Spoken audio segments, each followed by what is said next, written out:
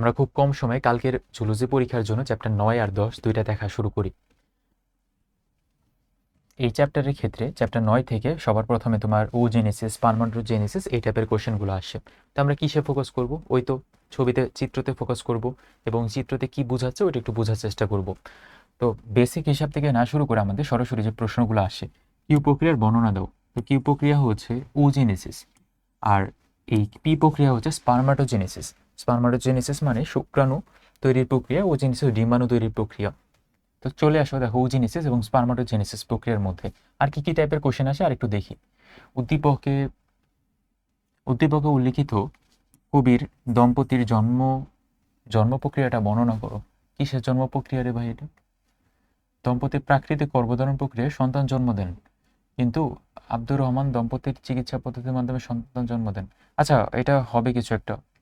গ নাম্বার বলছে উদ্দীপকের জন্মদান প্রক্রিয়াটা স্বাভাবিক গর্ভধারণ প্রক্রিয়া। স্বাভাবিক গর্ভধারণ প্রক্রিয়া মেবি এই ক্লিভেজ থেকে শুরু করে প্লাস্টুলা, গ্যাস্টুলা, তারপরে এটা মানে মানে বড় বাচ্চা হয় আলটিমেটলি। তো আমি সাজেশন দিব ভাই এগুলো দরকার নেই আমাদের, এত হিসাব দরকার নেই। আমি তোমাকে একটা জেনারেল জিনিস শিখাই দিই, ওইটা দিয়ে পরীক্ষার হলে অ্যান্সার করো। আগে এতটুকু পড়ে যাও। সবার প্রথমে এই ওজিনেসিস এবং স্পারমাটোজেনেসিসের হিসাবে আসে। তো স্পারমাটোজেনেসিস প্রক্রিয়ায় আমাদের শুরু হবে, আমরা জানি, জনন মাতৃকোষ থেকে। জনন মাতৃকোষ হলো, তারপর জনন মাতৃকোষ ডিভাইড হবে, এখানে মাইটোসিস হয়। মিওসিস কোথায় হয়? শুধু একটা জায়গাতে হয়, দেখাচ্ছি। তো তুমি বলবা যে জনন মাতৃকোষ বিভাজিত হয়ে তৈরি করে, আলটিমেটলি তৈরি করে স্পারমাটোগোনিয়া। স্পারমাটোগোনিয়া মনে থাকলে তো ভালোই। তো দিলা স্পারমাটোগোনিয়া থেকে একটা স্পারমাটোগোনিয়া নিলা, যেটা হচ্ছে তুমি বলবে যে প্রাইমারি স্পারমাটোসাইট। এটা খুব ইম্পর্টেন্ট। প্রাইমারি স্পারমাটোসাইট থেকে তৈরি হয় সেকেন্ডারি স্পারমাটোসাইট।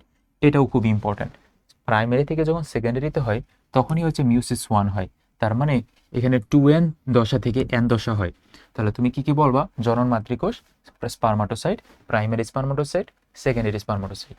সেকেন্ডারি স্পারমাটোসাইট থেকে আবার এটা দুই ভাগে ভাগ হয়ে মিওসিস 2 হয়। আমরা জানি মিওসিস 1 আর মিওসিস 2। মিওসিস 2 হচ্ছে মাইটোসিসের মতোই, বোটানি পরীক্ষা তো দিয়ে আসছি। তারপরে তুমি এখানে বলবে যে স্পারমাটিড গঠিত হয়। কি? সেকেন্ডারি স্পারমাটোসাইট থেকে স্পারমাটিড, স্পারমাটিড থেকে তারপরে ম্যাচিউর স্পার্ম। এই তো হয়ে গেল। জাস্ট তুমি কি করবা? স্টেজগুলো নাম মনে রাখবা। স্পারমাটোসাইট, স্পারমাটিড, খালি স্টেজগুলো মনে রাখতে পারলেই হলো। তাহলে এখানে কি হলো? আলটিমেটলি 2n থেকে n হলো। এখানে কিন্তু প্রথমে মাইটোসিস, তারপরে মিওসিস, মিওসিস 1, মিওসিস 2। মিওসিস 1 হয় প্রাইমারি থেকে সেকেন্ডারিতে যাওয়ার সময়। তারপরে চলে আসবো ওজিনেসিসে কি হয়, এটাও কিন্তু পরীক্ষায় আসে। তো এটা সিম্পল কোশ্চেন, ঠান্ডা মাথায় অ্যান্সার করবো। তুমি বলবো প্রথমে জনন মাতৃকোষ থেকে বিভাজিত হয়, তারপর আবার ওই যে একই কাহিনী উগোনিয়া তৈরি হয়। উগোনিয়া থেকে তুমি নিবা প্রথমে প্রাইমারি উসাইট, প্রাইমারি উসাইট থেকে হবে সেকেন্ডারি উসাইট এবং একটা পোলার বডি। ডিফারেন্সটা এইখানেই।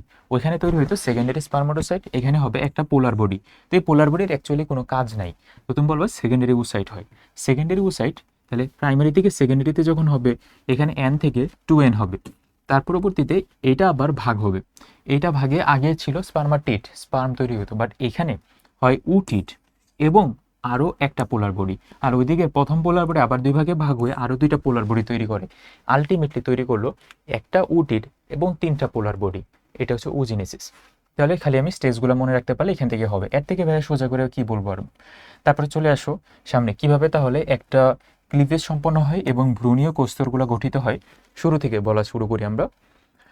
তো সবার প্রথমে একটা শুক্রাণু আর একটা ডিম্বাণু মিলিত হয়, নিষেক হয়। নিষেক কোথায় হয়? ইমপ্লান্টেশন কোথায় হয়? নিষেক হওয়ার পরে ইমপ্লান্টেশন হয়। নিষেক হয়েছে ফ্যালোপিয়ান টিউবে এবং ইমপ্লান্টেশন হয়েছে জরায়ুর এন্ডোমেট্রিয়ামে। তো জরায়ুর এন্ডোমেট্রিয়ামে আসলো, জাইগোট আসলো। তো মানে দুইটা মিক্স হয়ে আর কি জাইগোট হলো, এটা বুঝাচ্ছি। তো জাইগোট হওয়ার পরে জরায়ুর এন্ডোমেট্রিয়ামে যখন মায়ের পেটে যখন স্থাপন হয় ভ্রূণটা, তারপরে এই কয়টা স্টেজ ফলো করে। কি কি ফলো করে? তুমি বলবো যে প্রথম ক্লিভেজ হয়, 2টা কোষে বিভক্ত হয়ে গেল। তারপর হচ্ছে দ্বিতীয় ক্লিভেজ হয়, আরও কয়েকটা কোষে বিভক্ত হলো। তারপরে হচ্ছে 8 কোষীয় একটা ভ্রূণ তৈরি হয়। মানে এইটাই 4 থেকে 8-এ পরিণত হলো। তোমার যদি কিছু না মনে থাকে এগুলো আঁকতে, তুমি এভাবে 4টা কোষ এঁকে দিবা, 4টা কোষ এটা। তারপর এখানে 8টা কোষ এঁকে দিবা। এত 3 ডাইমেনশনে লাগতে পারবো না। 8টা কোষের পরে হবে মরুলা। এটা একটু মনে রাখবো, মরুলাতে দেখো অনেকগুলা কোষ থাকে। মরুলার পরে হচ্ছে ব্লাস্টুলা, তারপরে হবে গ্যাস্টুলা। ব্লাস্টুলা স্টেজের মধ্যে কিছুই না, এই মরুলা স্টেজের মধ্যে যে অনেকগুলো সেল, এগুলোকে জাস্ট তুমি ওরিয়েন্টেশন করে আঁকাই দিব, শেষ। ব্লাস্টুলা। তারপরে আসবো গ্যাস্টুলা। তাহলে কি? প্রথমে মরুলা, তারপরে ব্লাস্টুলা, তারপরে গ্যাস্ট্রুলা, সিরিয়াল করে এটা মাথায় রাখবো। গ্যাস্ট্রুলা স্টেজে 3টা ভ্রূণীয় স্তর তৈরি হয়। 3টা ভ্রূণীয় স্তরের মধ্যে অ্যাক্টোরাম, এই যে এই ছবিটা আঁকবো আমরা গ্যাস্ট্রুলা স্টেজের মধ্যে। তো 3টা ভ্রূণীয় স্তর রাখবা। দেখো আমি একটা টেকনিক বলি, এই যে এটা যে আঁকছো না ব্রাস্ট্রুলা, ব্রাস্ট্রুলাকে একটু শেপটা চেঞ্জ করে দেবা, তাহলে তুমি হবে হচ্ছে গ্যাস্ট্রুলা। গ্যাস্ট্রুলা স্টেজের মধ্যে কি আঁকবো এটা কিন্তু আসবে পরীক্ষায়, এটা একটু শিখে যাও, ইজি। তো প্যারানোর এটা দেখো গোল ছিল, আমি জাস্ট নিচে থেকে একটু চাপাই দিছি, তাহলে দেখো এখানে গ্যাস্ট্রুলা হলো। তো বাইরের স্টেজ হচ্ছে অ্যাক্টোডার্ম, তারপরে মাঝেটা মেজোডার্ম, আর সবার ভিতরেটা হচ্ছে অ্যান্ডোডার্ম। এখন কোশ্চেন হচ্ছে ভাই এটা বইটা কি লাভটা কি হইলো? লাভটা হইলো যে আমরা এটা বোঝার চেষ্টা করলাম শুক্রাণু ডিম্বাণু থেকে কিভাবে একটা বাচ্চা হয়। বাচ্চা কিভাবে হয়, এই যে প্রথমে ক্লিভেজ হয়ে হয়ে হয়ে হয়ে মায়ের পেটে থেকে তারপর আলটিমেটলি এখানে গ্যাস্ট্রুলা হলো। তো গ্যাস্ট্রুলা হলো ভালো কথা। তো এখানে অ্যাক্টোডার্ম, অ্যান্ডোডার্ম, মেজোডার্ম এগুলো আবার কি? এগুলো হচ্ছে গ্যাস্ট্রুলা স্টেজে কিছু জার্ম লেয়ার তৈরি হয়। তো এই লেয়ারগুলো থেকে শরীরের অঙ্গ প্রত্যঙ্গ তৈরি হয়, তারপর একটা বড় বাচ্চাতে রূপান্তর হয়। যে বুঝছো কত সোজা জিনিস, কত ইন্টারেস্টিং টপিক না? এতদিন যাবত আমরা পড়িনি এগুলো কিছু, এখন তো বুঝতে পারছি। এখন বুঝতে পারলে একবার ছবি আঁকতে পারো, একটু দেখতে পারো, তাহলেই হবে। এখন অ্যাক্টোডার্ম, অ্যান্ডোডার্ম, মেজোডার্ম থেকে কি কি আসে এটাও কিন্তু পরীক্ষায় আসে এবং লিখতে হয়। তো কি কি আসে একটু দেখো, ঠান্ডা মাথায় পড়ি। আচ্ছা, এটা খুবই সোজা, দেখো কিভাবে। অ্যাক্টোডার্ম মানে বাইরের স্তর, তুমি বলবা যে শরীরে যত বাইরের জিনিসপাতি আছে ওইখান থেকে, যেমন ত্বক তৈরি হয়, চুল তৈরি হয় শরীরের বাইরে। বইয়ের কিছু এমসিকিউ আসবে কালকের পরীক্ষাতে, তোমাকে বলবে যে চোখ এবং অন্তঃকর্ণ কই থেকে আসে, তুমি বলবা যে অ্যাক্টোডার্ম থেকে আসে। চোখ তো বাইরেই থাকে, যে আমার চোখ বাইরে। তারপর অন্তঃকর্ণ, এটা আবার বাইরে থাকে না, এটা তো ভিতরে, কিন্তু এটা একটু ভেজাল হয়ে গেল। তাহলে অন্তঃকর্ণ একটু মুখস্থ করে যাব। আর এটাও পরীক্ষা আসবে, দাঁতের এনামেল কোথায়, তুমি বলবা অ্যাক্টোডার্ম থেকে। স্নায়ুতন্ত্র কোথায়, অ্যাক্টোডার্ম থেকে। এই চারটা একটু কষ্ট করে পড়তে হবে ভাইয়া, মানে মনে রাখতে হবে। তারপরে দেখো বাকিগুলো ইজি। মেসোরাম থেকে আসে আমাদের যে চ্যাপ্টার 4 আছে রক্ত, চ্যাপ্টার 6 আছে রেচন, চ্যাপ্টার 9 আছে জনন, জনন না চ্যাপ্টার 9 এই চ্যাপ্টারটা, আর চ্যাপ্টার 7 আছে যেটা হচ্ছে হাড্ডির চ্যাপ্টার এবং পেশির চ্যাপ্টার। এই চ্যাপ্টারগুলো আসবে মানে মেজোরাম থেকে। দেখো কিভাবে, চ্যাপ্টার 4-এ, 4-এ কি আছে, সংবহনতন্ত্র, রসিকাতন্ত্র চ্যাপ্টার 4-এ আছে। চ্যাপ্টার 6 আর 9 কি আছে, রেচন জননতন্ত্র। চ্যাপ্টার 9-এ কি আছে, এটাই। চ্যাপ্টার 7-এ কি আছে, তুমি বলবা যে 7-এ আছে বিভিন্ন, এই যে কি বলে, কঙ্কালতন্ত্র আছে, এই তো শেষ। তারপর তাহলে লাস্টে বাকি থাকে অ্যান্ডোডার্ম। অ্যান্ডোডার্ম থেকে কি কি আসবে, কি কি আসবে মানে আমাদের শরীরে কি কি তৈরি হবে, ওই তৈরিকৃত অংশ থেকে তো একটা বড় বাচ্চা তৈরি হবে। আমার যদি স্কিন না হয়, চোখ না হয়, চুল না হয়, ব্রেন না হয়, তাহলে কি আমার বাচ্চা হবে? মানে আমার বাচ্চা হবে মানে, মানে বাচ্চা কি বড় হবে ওটা বুঝাচ্ছি। তারপর আসবা অ্যান্ডোডার্মে। অ্যান্ডোডার্ম থেকে কি কি আসে, তুমি বলবা যে চ্যাপ্টার 3 এবং চ্যাপ্টার 5 থেকে যা যা পড়েছে ওগুলাই। চ্যাপ্টার 3-এ কি পড়ছো, পাকস্থলী, যকৃৎ, গ্রন্থি, এগুলো। চ্যাপ্টার 5-এ কি পড়ছো, 5-এ পড়ছি আমরা, আচ্ছা চ্যাপ্টার 8-ও আসবে, 8-এর মধ্যে আমরা পড়ছি থাইরয়েড। চ্যাপ্টার 5-এ কি পড়েছি, শ্বসনতন্ত্র। কোথায় শ্বসনতন্ত্র আছে, এখানে আবার এগুলা বললো না, রেচন জনতন্ত্রের কিছু অংশ, কিছু অংশ এগুলো আমি বাদ দিয়ে দিছি। তুমি যা যা ম্যাক্সিমাম অংশ এখান থেকে পড়বা তাহলেই হবে। এই যে শ্বসনতন্ত্র 5 থেকে, তো এগুলাই। তাহলে আমি আবারও বলি সামারিটা, শুক্রাণু ডিম্বাণু তৈরি হয় স্পারমাটোজেনেসিস ওজিনেসিসের মাধ্যমে। স্পারমাটোজেনেসিস ওজিনেসিস হয়ে হলো অ্যান শুক্রাণু অ্যান ডিম্বাণু দুইটা মিলিত হয় নিষেক, নিষেকের পরে ইমপ্লান্টেশন হয় জরায়ুর এন্ডোমেট্রিয়ামে। ইমপ্লান্টেশনের পরে আস্তে আস্তে ওটা বড় ভ্রূণে পরিণত হয়, 2 কোষ 4 কোষ, তারপরে মরুলা, ব্লাস্টুলা, গ্যাস্ট্রুলা। গ্যাস্ট্রুলা ধাপে 3টা লেয়ার তৈরি হয়, অ্যাক্টোডার্ম, মেজোডার্ম, অ্যান্ডোডার্ম। অ্যাক্টোডার্ম থেকে শরীরের বাইরের অংশ আসে, মেজোডার্ম থেকে আমাদের কঙ্কালতন্ত্র, রক্ত সংবহনতন্ত্র এগুলো আসে, আর অ্যান্ডোডার্ম থেকে আসে হচ্ছে চ্যাপ্টার 5, 4, 4 না সরি 3, 5 এবং 8-এ, যেমন শ্বসনতন্ত্র, থাইরয়েড এগুলো।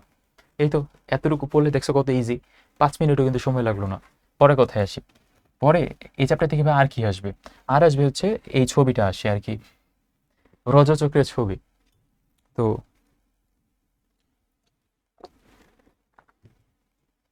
রজচক্রের ছবি যদি আইসা পড়ে, অনেকে অ্যান্সার করবা, অনেকে অ্যান্সার করবা না, কিন্তু 2 মিনিট ধরে শুনতে তো পারো, শুনো কাজে দিবে। তো শুনো, আসতেও পারে পরীক্ষায়। তো রজচক্রের ছবির মধ্যে আমরা কি আঁকবো, তো 2টা গ্রাফ আঁকবো। একটা গ্রাফ নিচে যেটা হচ্ছে অ্যান্ডোমেট্রিয়ামের লেয়ার, জরায়ুর অ্যান্ডোমেট্রিয়ামের লেয়ারে, আর এদিক দিয়ে আসবো ডিম্বাশয় চক্র। আচ্ছা ডিম্বাশয় চক্র, এটা হচ্ছে অ্যান্ডোমেট্রিয়ামের লেয়ারের চক্র। তো এখানে আমি কয়েকটা টাইম পিরিয়ড দিব, তাহলে 0 টাইম থেকে শুরু করে 28তম দিন পর্যন্ত, 1 মাস। তো 1 মাসের মধ্যে 14তে তুমি একটা মার্ক দিবা। তারপর শুরুর দিকে দেখো ক্ষয় হয়, যেটা হচ্ছে স্রাবীয় পর্যায়ে।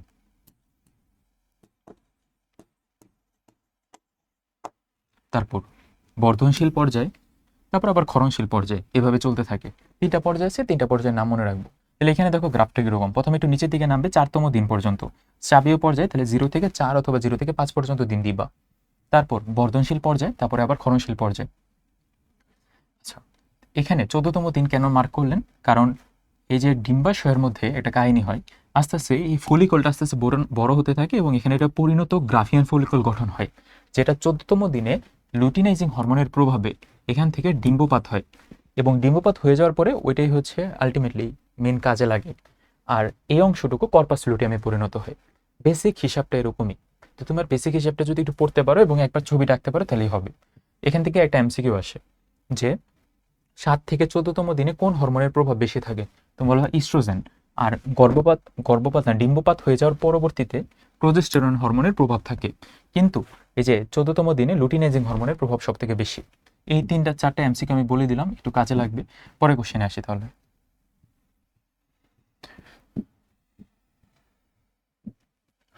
পরে আর কি, পরের কোশ্চেন হচ্ছে চ্যাপ্টার, এটাকে উদ্দীপক ও উল্লিখিত ঘটনার বর্ণনা। এটা হচ্ছে জন্মের পরে বিভিন্ন রোগের টিকা আমাদের দেহে এক ধরনের অনক্রমতা তৈরি করে, তেমনই জন্মের সময়ও আমাদের দেহে প্রাকৃতিকভাবে অনক্রমতা তৈরি করে। চ্যাপ্টার 10-এ চলে গেছে। চ্যাপ্টার 10-এর ক্ষেত্রে অনক্রমতার জন্য দায়ী হচ্ছে অ্যান্টিবডি। তো ওয়াই আকৃতির অ্যান্টিবডির গঠন পরীক্ষায় আসবে।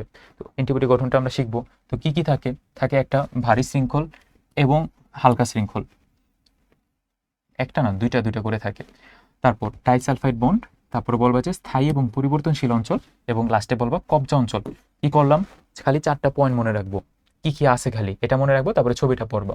তো একটা ভারী অঞ্চল কোথায়? এই যে এটা ভারী অঞ্চল, তারপরে হালকা অঞ্চল মানে হালকা শৃঙ্খল, তারপর কবজা অঞ্চল, আর ডাইসালফাইড বন্ড একটা দুইটা তিনটা, তিনটে থাকার কথা। আচ্ছা, কিছু যদি না মনে থাকে তুমি এভাবে প্রথমে কি আঁকবা বলি। প্রথমে আমরা ওয়াই আঁকবো, এরকম ওয়াই শেপড আঁকলাম। তার পরবর্তীতে ওয়াই শেপের পাশে দিবা দুইটা হালকা শৃঙ্খল। তারপর তুমি যে মুখস্থ করে আসছো ডাইসালফাইড বন্ড, এই যে এখানে একটা ডাইসালফাইড বন্ড, এখানে একটা, এখানেও একটা আছে। তারপর এই যে স্থায়ী এবং পরিবর্তনশীল অঞ্চল, এটা হচ্ছে স্থায়ী অঞ্চল, আর পরিবর্তনশীল অঞ্চল এই যে এদিকে, পরিবর্তনশীল অঞ্চল উপরের দিকে। আর এন্টিজেন যে ধরার জায়গা, এটাকে বলা হয় প্যারাটপ। এই তো এগুলোই, এই কয়টা জিনিস পড়ে যাব, আশা করি ভালো মতো লিখতে পারবো। তো আদর্শ অ্যান্টিবডির গঠন এটাই। পরে কোশ্চেনে চলে যাই। পরে আর কি, পরে আর কিছু নাই। চ্যাপ্টার 10 থেকে এই একটা জিনিসে আমরা ভালো মতো পড়বো। তারপরেও কেউ যদি আরও কিছু পড়তে চাও, তুমি পড়তে পারো হচ্ছে ভ্যাকসিন পড়তে পারো। ভ্যাকসিন কখন কোনটা দিতে হয় একটা শিডিউল দেওয়া আছে বইতে, ওইটা মাঝে মাঝে আসতে পারে। তো এই 2টা চ্যাপ্টার যেহেতু শর্টের বাইরে ছিল আগে থেকে, তার জন্য খুব একটা প্রশ্ন হয়নি, কিন্তু এবার হবে।